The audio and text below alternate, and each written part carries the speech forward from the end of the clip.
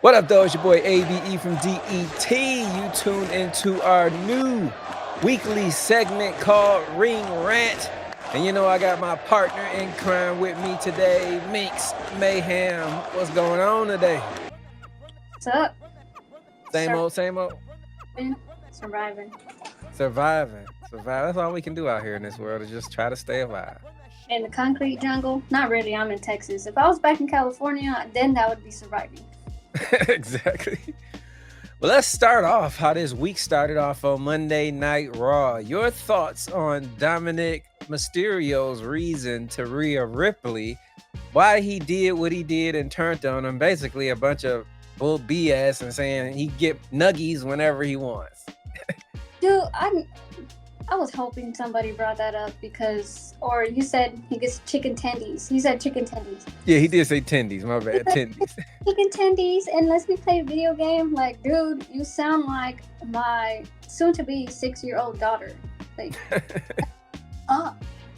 like, okay, but then again, from a male perspective, because I do have a lot of male friends. Well, obviously, because we talk wrestling, so I get it. You're trying to change me and make me something I'm not, and stuff like that. From a men's mental health perspective, I get it, but also, like, you sounded like a toddler. She gives me chicken tendies whenever I want and lets me play video games. Like, that's the only reason you left there?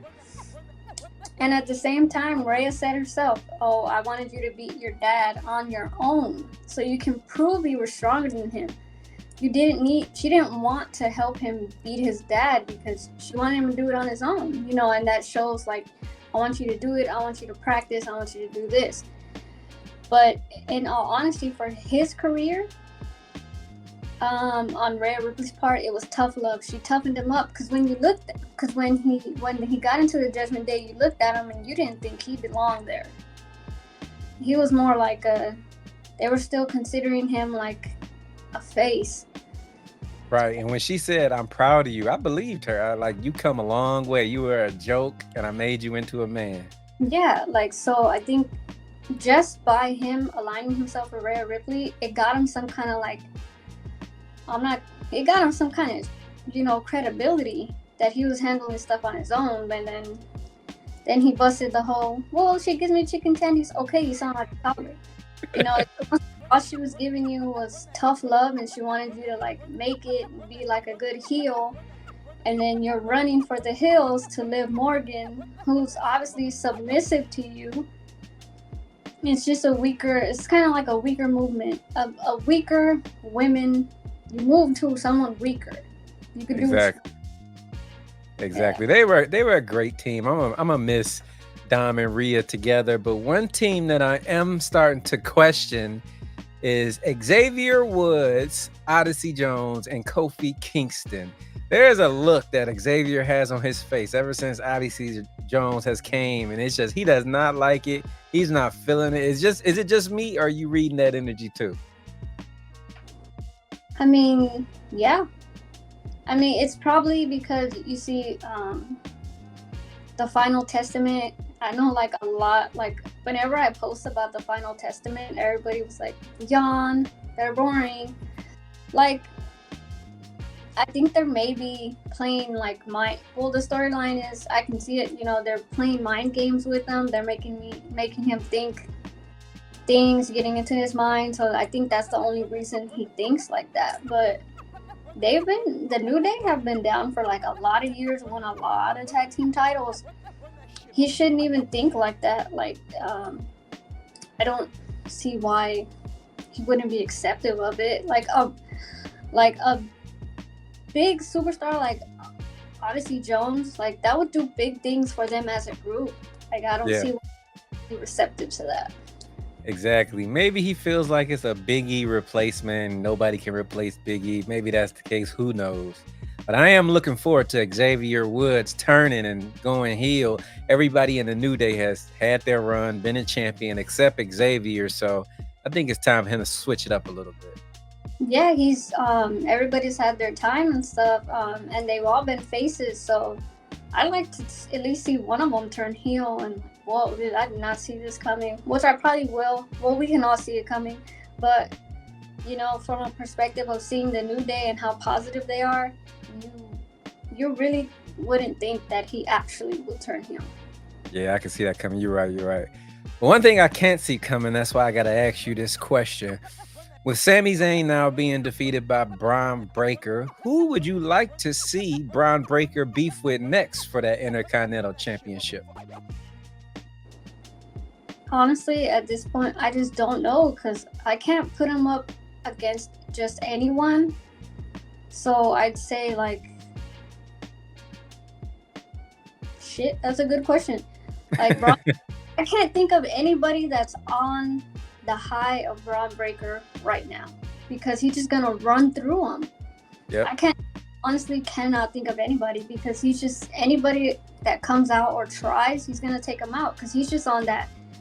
I got my first title in the main roster high, and he's not gonna lose that lightly. I think he's gonna be on a run right now, kind of like Cody. Cody fought AJ. Cody was gonna win. Cody's fighting KO. Cody's gonna win. So I think Braun is just about to go through a few of those guys until they can build somebody up to make it believable to beat him for that title. I just hope they don't give it to Bronson Reed. Yes. The way I'm looking at it right now and how they're trying to build up Bronson Reed, it might end up that he's going to end up facing Bronson Reed because they're trying to build up Bronson Reed. He just won the title.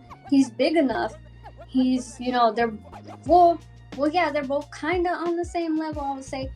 Not fully, but I feel like if they build Bronson Reed up enough, he might end up going against Braun Breaker. Ooh, I hope they got extra ring support for that match because they gonna destroy that motherfucker for sure. But next up, I'm telling you, we said it last week, they are watching this show because they took our idea. Pretty Deadly was teamed up with Nia Jax and Tiffany Stratton in the big celebration they had. I didn't like the fact that Nia tried to make Tiffy bow to her. I don't know. It kind of made me feel sympathetic towards Tiffany. But how'd you feel about this celebration segment? When I saw it, honestly, because I'm a girl, I loved Nia Jax's look. Mm-hmm. And they finally gave her the entrance for her Queen of the Ring.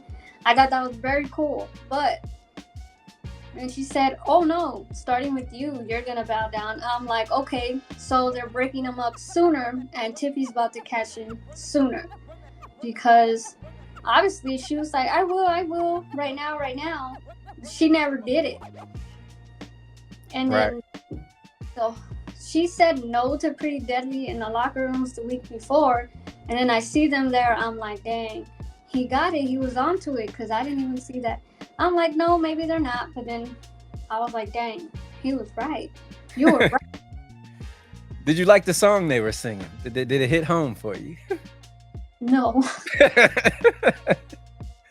Hell no. But shout out Miix. She getting some shine right now. I don't see her beating Nia or even have a chance, but just her being on TV, that's good. Yeah, I mean, Miix's been on the, I want to say the back burner for a while already. She's been making these little spots to come in, but nothing really solid. Right. Hopefully this give her a springboard, but you on to something. I 100% agree with you now. Tiffy is cashing in on Nia Jax 1,000%. Yeah, she's not going to bow down to her. She's not. Not at all. Not at all.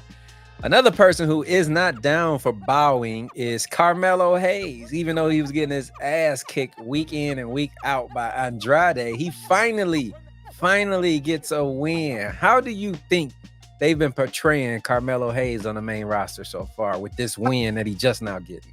I mean, I loved Carmelo Hayes when he was in NXT.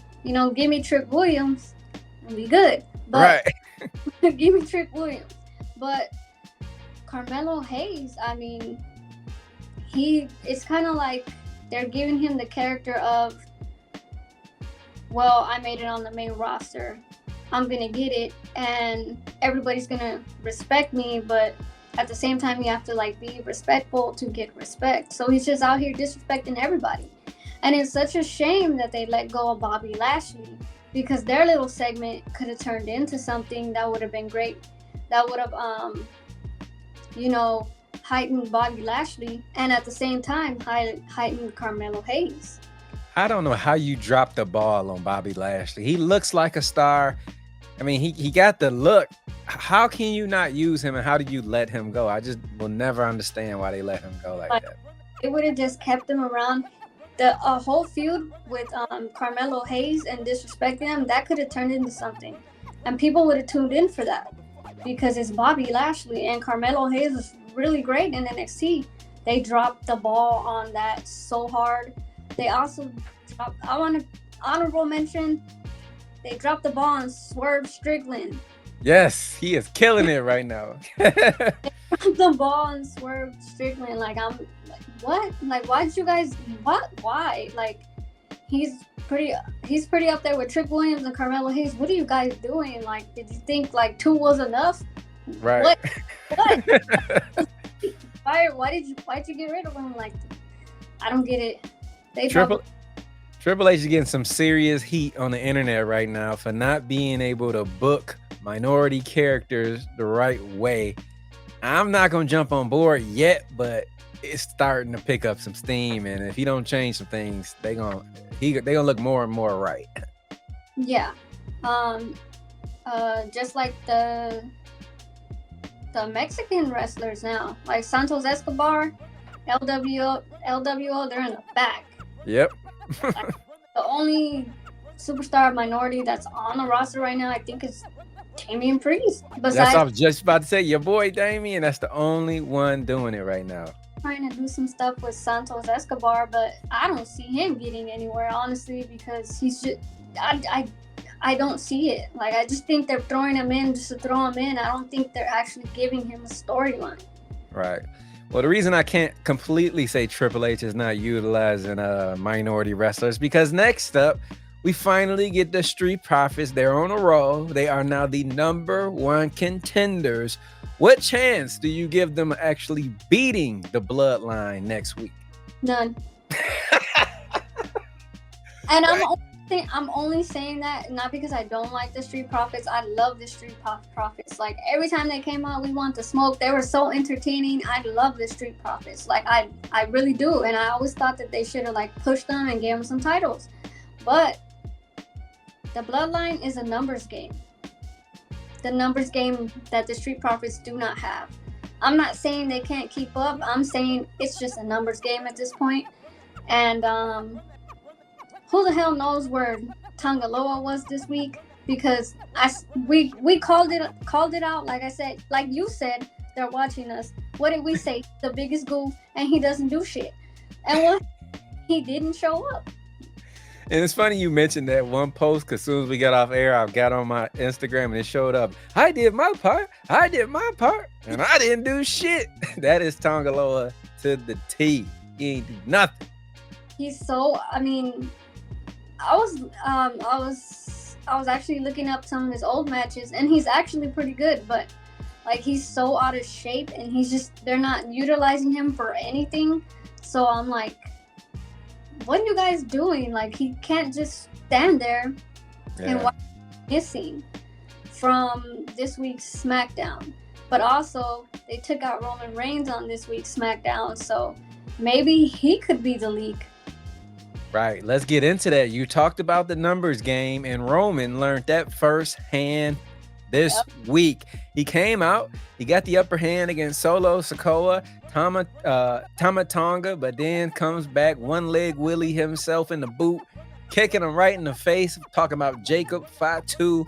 Like you said, it's the numbers game. If the tribal chief can't do it, I know for sure the Street Profits can't. But your thoughts of Roman Reigns being laid out on SmackDown? Honestly, I didn't expect him to get laid the fuck out. I didn't expect, because, you know, there's so many message boards, there's so many posts, you know, people thinking they know what they know about what's going to happen with the WWE and what's going to happen with the Bloodline. So they said, oh, a news report just said Jacob Fatu is not going to be on screen to make it more interesting for a build-up for Roman Reigns. And then he just comes out of nowhere, like, kicking goddamn Roman Reigns in the face. And I'm like, yo, I did not expect that. Right. What the hell is going on? They So gotta bring back Jimmy sooner than later. right, they have to bring back Jim. He needs some kind of help. Like what's messed up is that he he fucked over the locker room so much that nobody went out to help him. Like nobody. They're like, well, let him get beat up. Nobody cares. Yep. You Like, know, I hope Triple H, you know, he stalks our page. I hope he was listening to you. And I pray that Cody, I pray that when Roman is down and he's getting beat down next week, we hear this. Out the curtain lights go up, I'm home. Whoa! If Cody and Roman team up, I'm 100% on board that they are stalking the page. yeah, dear Triple H, WWE creative, do some crazy shit. The only reason Cody was able to retain was because Roman came out. They should also write that into the story because he's gonna say, you know what? I had to come help out Roman because he helped me retain. And then there goes your storyline. Right and you there. pay me, WWE, better pay me. Right. That is Hey. great. Give us some clout for the podcast. Do something. Do something, a hashtag something. Right. But yeah, that would be dope. They would do need to mix this up because Roman need to put up a bat signal. He need help now. That's why when you said they need to bring back Jim, they need to bring back Jimmy because in reality that was like the only person that was still down for the bloodline besides Solo Sikoa until Solo Sikoa wanted to be a lost child and think he was the tribal chief. So yeah. Definitely, 100%. Now let's switch topics of the weekly show. I want to ask you a personal question. If you had to pick 4 wrestlers, in your opinion, this is not nobody else's opinion but yours, who are your 4 most important wrestlers of all time? They could be from now, in the past, it doesn't matter. Just your personal opinion of the top 4 who would be on your Mount Rushmore. Me, I gotta go with Stone Cold, obviously. Like he taught me how to down 2 beers at the same time. I mean, I was 7 and I didn't know how, but I remember it when I was able to drink. Stone Cold for number 1. Number 1, I did really like, and I don't know if this counts as 1 or 2, but I was really into the APA, Farouk and JBL. Ooh, that's a good one. Like, I was really into them. I don't know why. I love them. They was one of the greatest tag teams of all time. Shout out Farouk. Hell of a worker. Yeah, Farouk was the shit. Number 3. Durag Vince. Do-Rag Vince. I have never heard that, but I'm just going to kidding. allow it. I'm just kidding, but I don't know. I had to throw that out there because Durag Vince was the most hilarious shit on the screen. Like, it's just Right. like friends who try too hard to fit in with you guys when they don't really have to. And he's going around like, what's up, homies? And he's so white and old. Like, that shit was hilarious. Like, it got me every time. But no, not really Durag Vince. I'd say Undertaker, most definitely. 100%. 100%. Like, And the last and final one. We got Stone Cold, we got APA, we got The Undertaker. Honorable mention of Do-Rag Vince. And the last one will be... let's bring it home and say Mankind, because that man took so many goddamn hits. Like 100%. he like did so much dangerous shit. Like, and I don't care what nobody says. He was like the most hardworking, and he really like the whole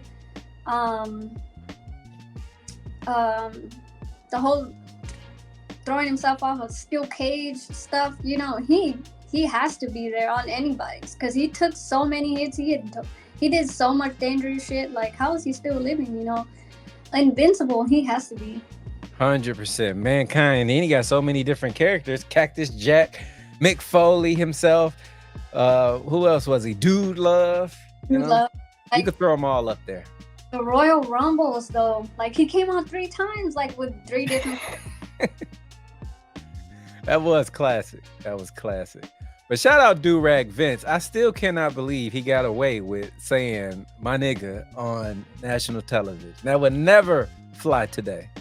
It wouldn't. He would have got so much hate for it. They would have been like canceled WWE.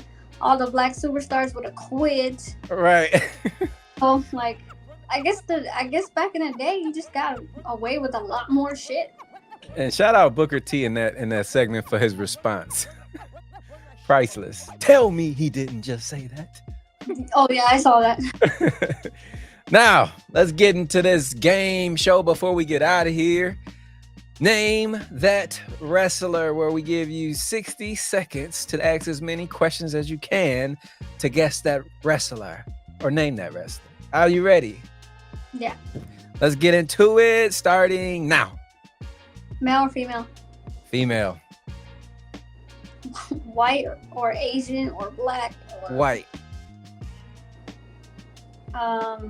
Hair color? Blonde. Tiffany Stratton? No. Liv Morgan? No.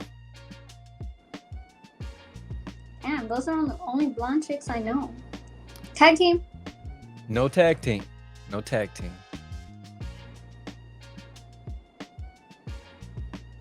Ivy Nile? Nope. No. I'm lost.